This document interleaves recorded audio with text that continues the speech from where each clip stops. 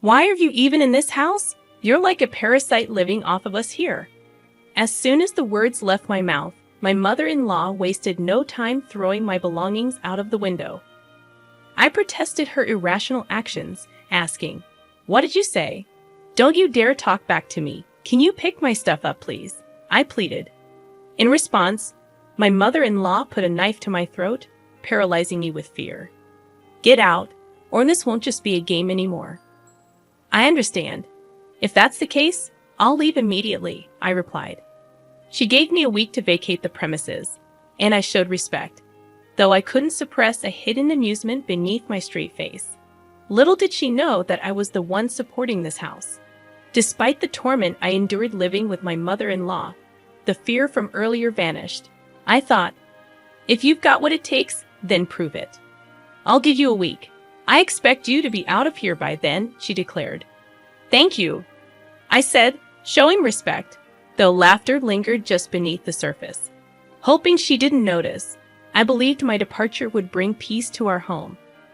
Little did she know, leaving her in the family home, I moved to a high-rise apartment. Eventually, she would learn the truth, but by then, it would be too late. I am Valerie Reynolds, applying my past work experience while working from home.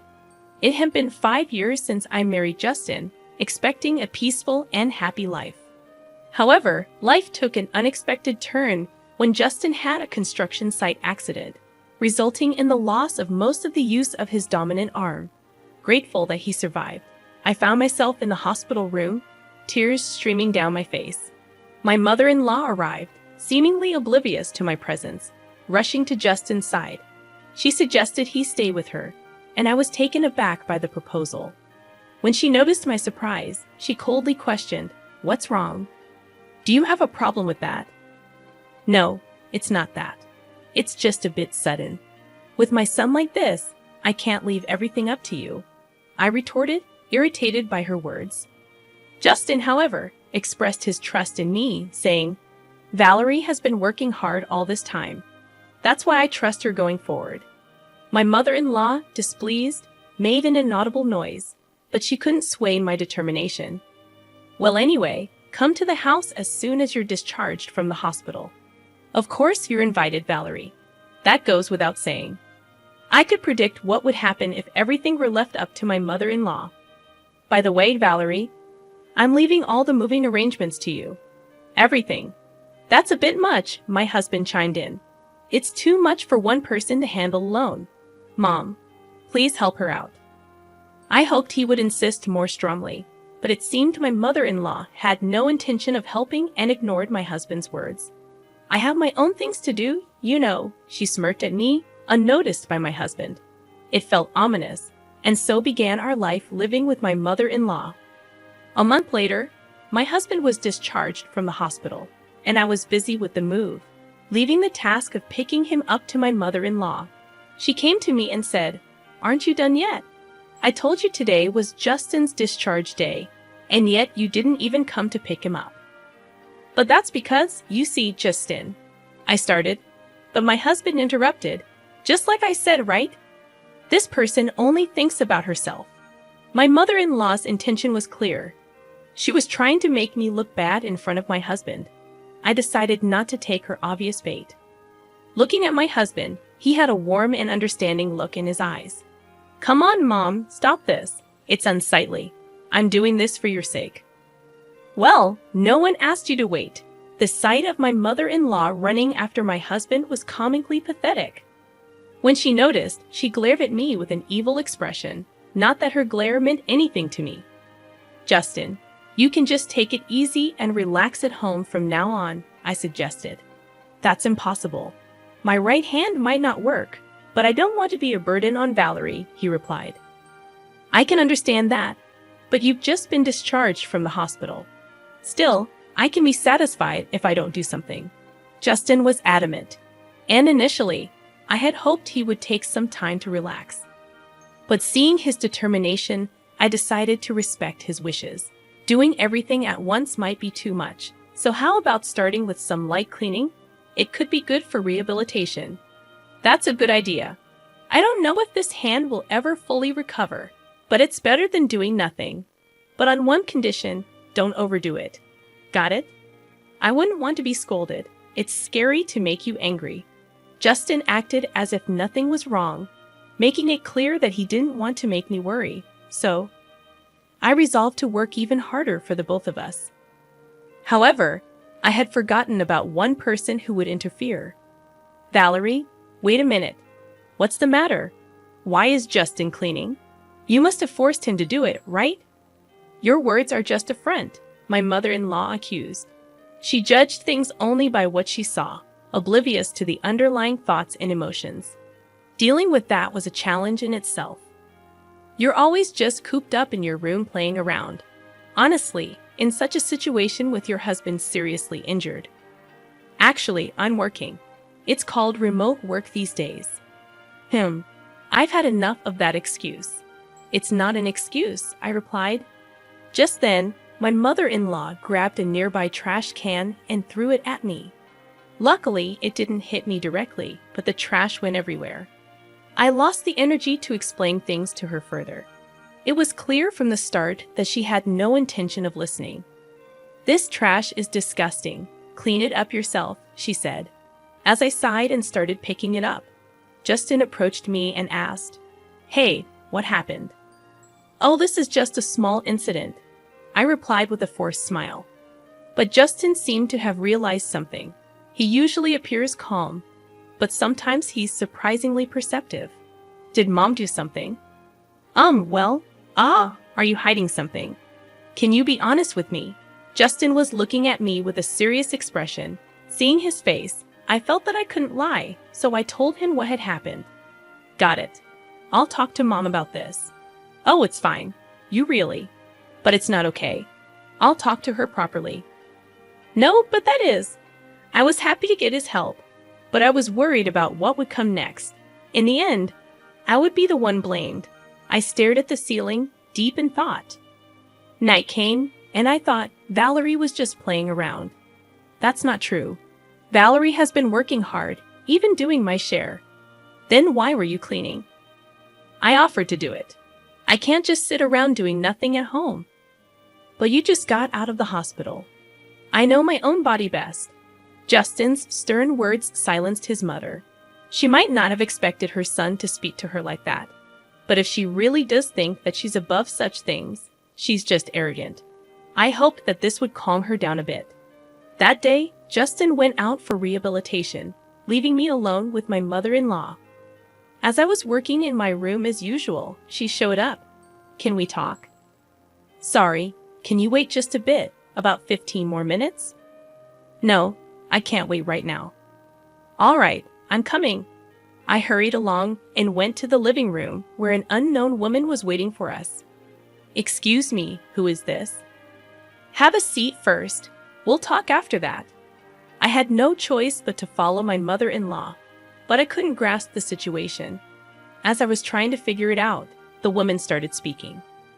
"So this is the one you were talking about, the wife who just plays around without working?"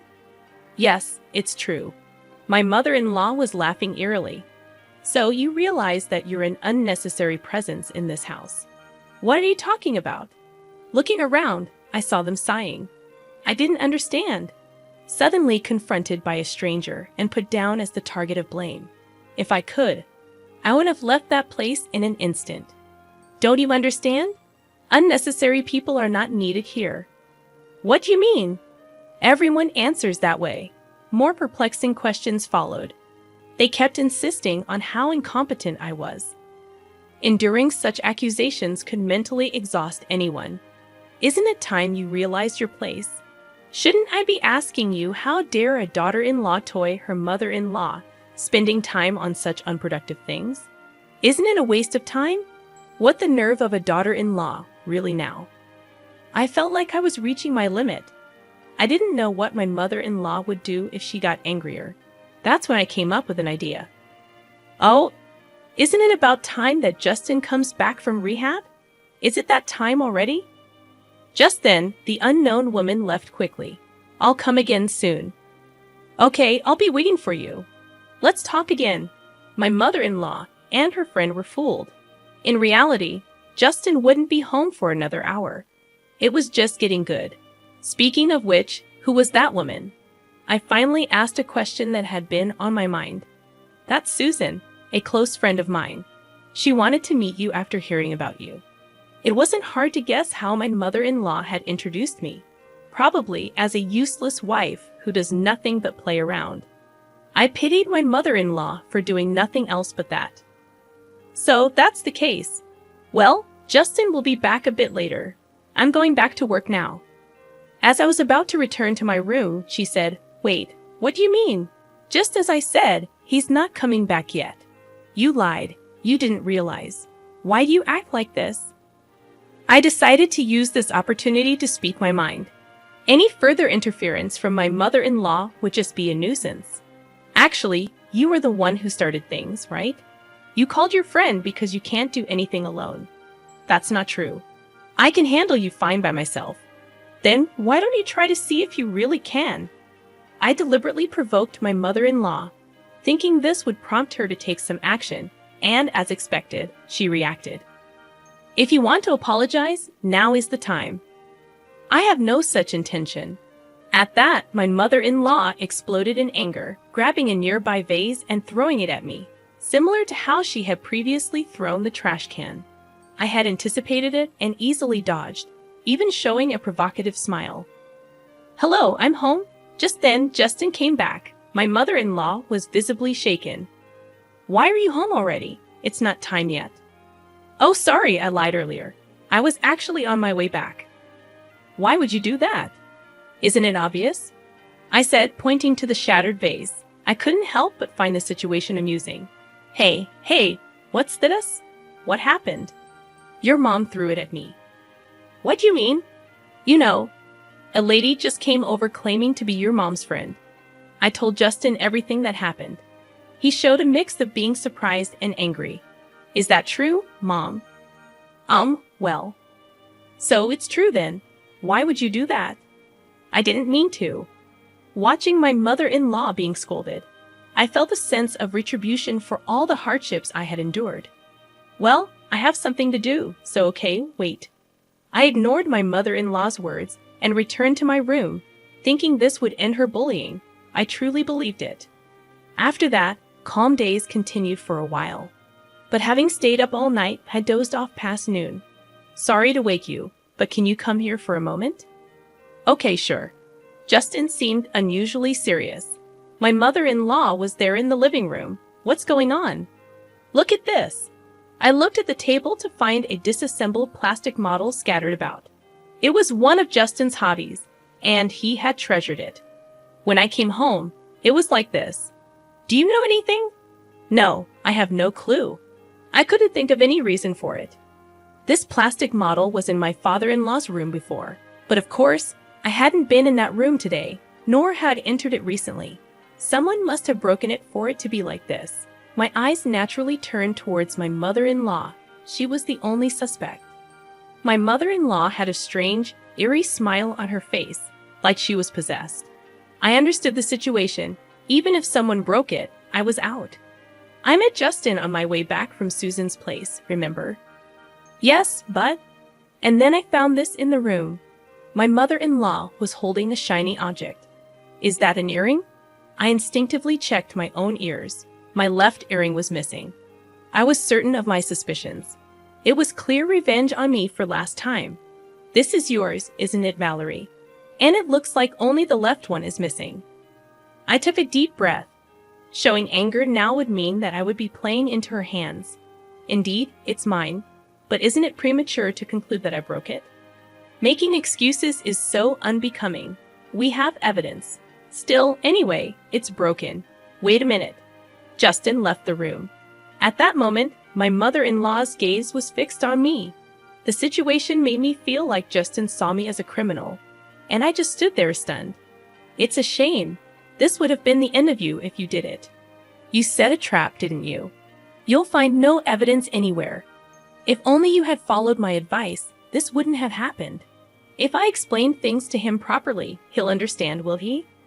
Her words became reality. No matter how much I insisted to Justin that it wasn't my fault, he wouldn't take me seriously. Wait, I haven't done anything wrong. Maybe. I get it. He immediately averted his gaze. Laughter echoed from behind us. See? I told you so. What does that matter? It's sad that you don't want to admit defeat. After that, I immersed myself in work. It was almost like escaping from reality. Conversations with Justin became less frequent, and about 2 weeks went by. During this time, my mother-in-law seemed quite pleased with herself. You seem down lately. Is there something troubling you? There's no need for you to worry. Please stop. It's too late for that. Acting tough is useless. On this day, my mother-in-law was in an especially good mood. My feeling of foreboding came true, eventually becoming reality. It happened while I was cleaning the room. Why are you even in this house? You're like a parasite living off of us here. What's gotten into you all of a sudden? You always talk back, such a noisy daughter-in-law. After saying that, she threw my belongings out of the window. What are you doing? I protested her insane actions, questioning what had gotten into her.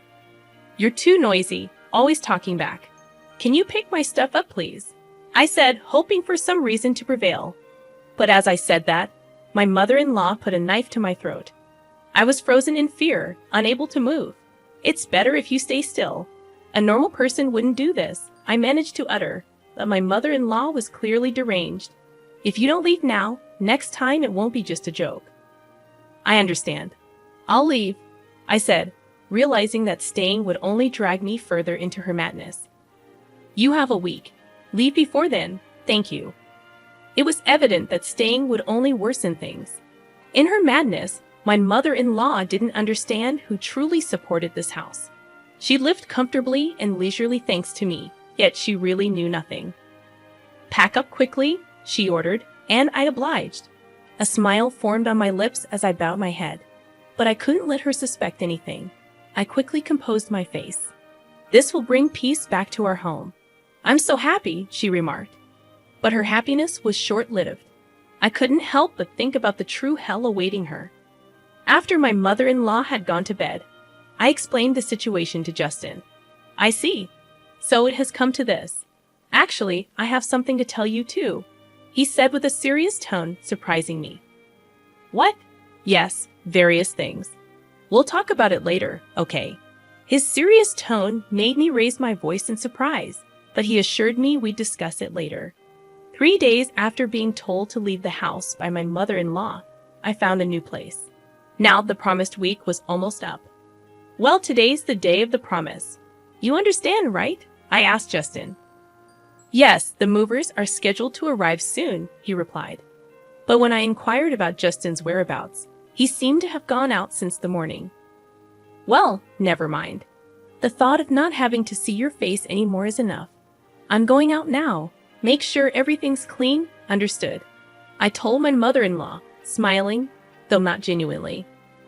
An hour later, the moving company arrived and loaded all my belongings. I contacted Justin. All packed up. Got it. Just make sure you get there safely, okay? See you later, he said, ending the call. I was excited to think about what would happen when my mother-in-law returned. Finally, the moment of completing the move arrived. What have you done? Justin's belongings are nowhere to be found. My mother-in-law exclaimed. Of course, we moved out together. No way. Do you want to check with him? I got out my phone, set it to speaker, and handed it to my mother-in-law, who still couldn't grasp the situation. Justin confirmed the plan, leaving my mother-in-law bewildered. This was my plan all along, Mom, I admitted. Justin, what's happening? Tell me, she pleaded. Actually, about the model kit incident, we know that you did it, Justin declared, putting an end to her denials. There's no way Valerie would do such a thing, he added, defending me. Why do you think that? Because it was a gift from Valerie. She wouldn't break it on purpose, Justin reasoned. My mother-in-law was at a loss for words, realizing that she had been supported by the very person she had mistreated. Well then, you'll have to manage on your own from here on out, Justin concluded. But I don't work. If you two leave me, that's the choice you made, she said, coming to terms with the consequences of her actions. Mom, it's no longer our business. Well, it's time for each of us to do our best, Justin remarked, ending the conversation. We felt relieved. We had hoped for a good relationship at first but quickly gave up. Now my mother-in-law chose her own fate. But why did you keep it a secret about that? What about Mom? It's like they say, deceive your allies to deceive your enemy, Justin explained. You can't mean enemy, I said in disbelief. We looked at each other and burst out laughing. Finally, we could have a peaceful life together. About a month later, Justin expressed some doubts. You seem down lately. Is there something troubling you? There's no need for you to worry. Please stop. It's too late for that. Acting tough is useless, I assured him. On this day, my mother-in-law was in an especially good mood. My feeling of foreboding came true, eventually becoming reality.